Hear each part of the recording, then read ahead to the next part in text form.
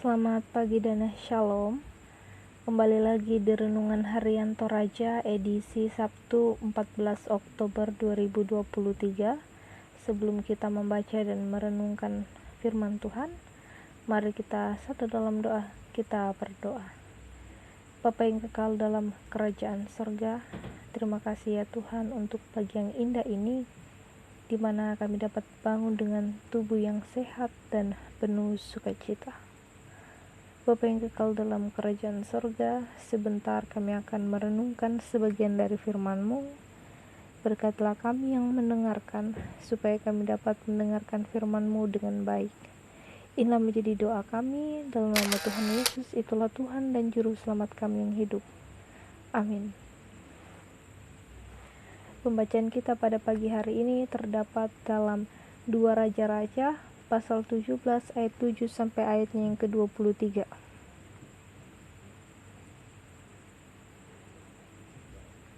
Oleh Lembaga Alkitab memberi judul Keruntuhan Kerajaan Israel.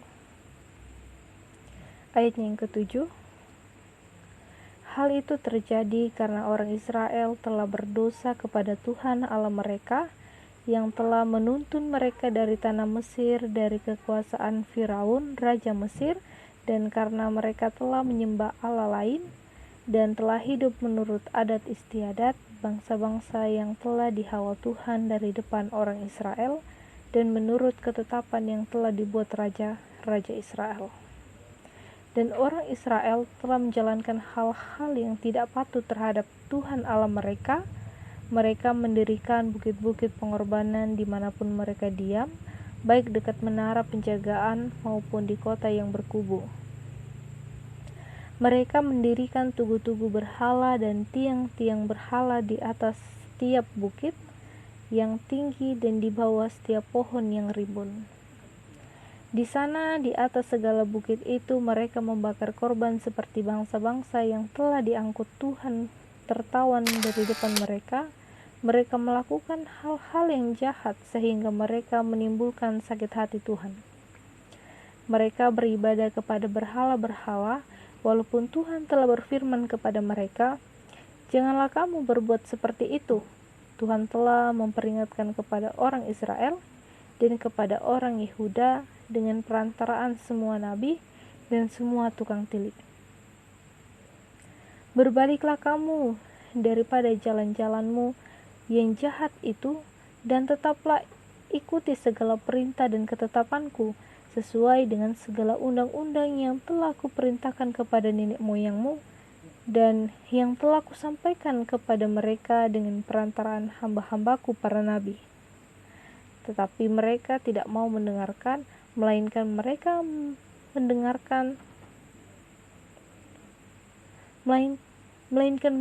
mendengarkan tengkuknya seperti nenek moyangnya yang tidak percaya kepada Tuhan Allah mereka.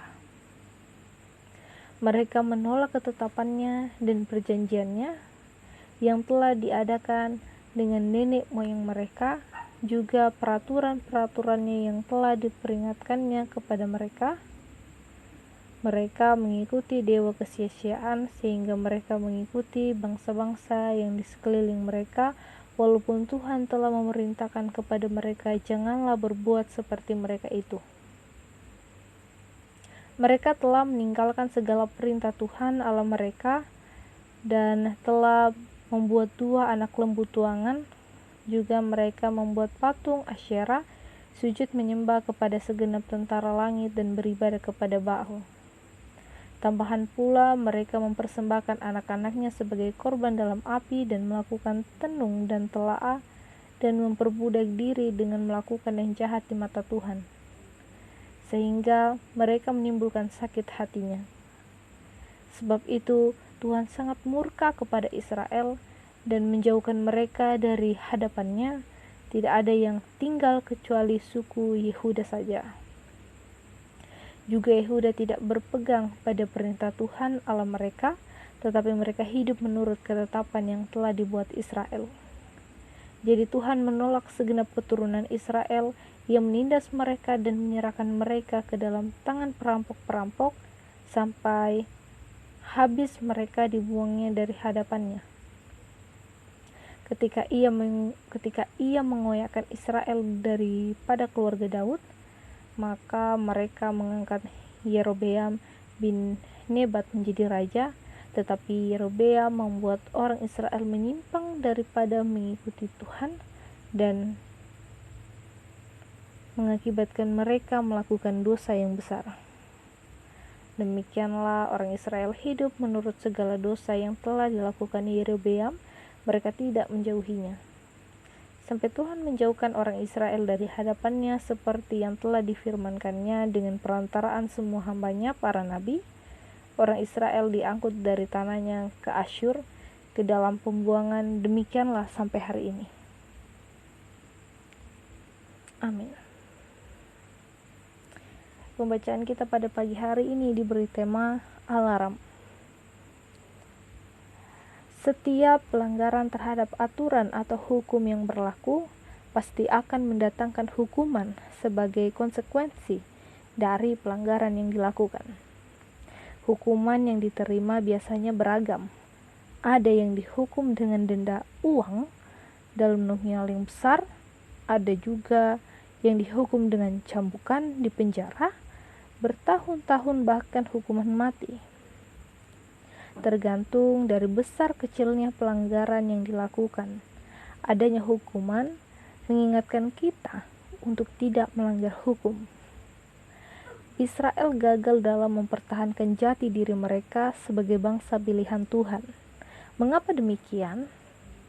Karena mereka hidup dalam dosa dan melakukan apa yang jahat di mata Tuhan.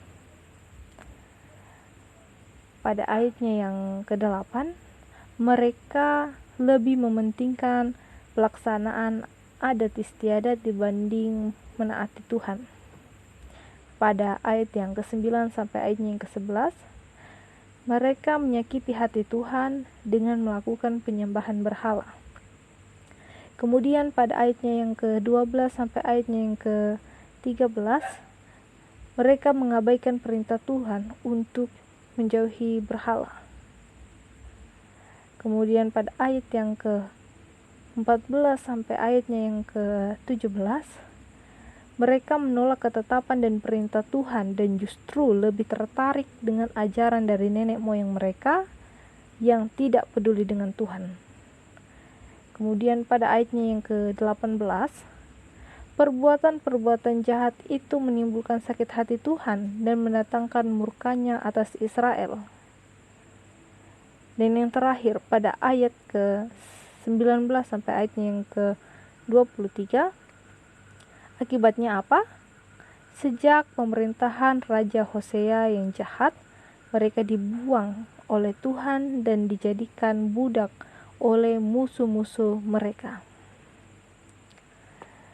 Penghukuman mengingatkan kita bahwa Tuhan sungguh membenci kejahatan dan pasti akan menghukum setiap orang yang terus-menerus hidup dalam kejahatan. Kisah runtuhnya kerajaan Israel ini hendaknya menjadi alarm bagi kita semua bahwa setiap tindakan pemberontakan melawan kehendak Tuhan, konsekuensinya adalah penghukuman. Jika kita mengaku percaya kepada Tuhan, maka dengarkanlah, pegang teguhlah, dan lakukanlah perintahnya. Amin. Mari kita satu dalam doa, kita berdoa. Bapa yang kekal dalam kerajaan surga, terima kasih ya Tuhan, kami telah mendengarkan sebagian dari firman-Mu. Biarlah apa yang sudah kami dengarkan dapat tertanam baik dalam hati dan pikiran kami. Bapa yang kekal dalam kerajaan surga, berkatilah kegiatan kami selanjutnya. Di dalam nama Tuhan Yesus, itulah Tuhan dan Juru Selamat kami yang hidup. Amin. Demikianlah renungan kita pada pagi hari ini. Dan Shalom.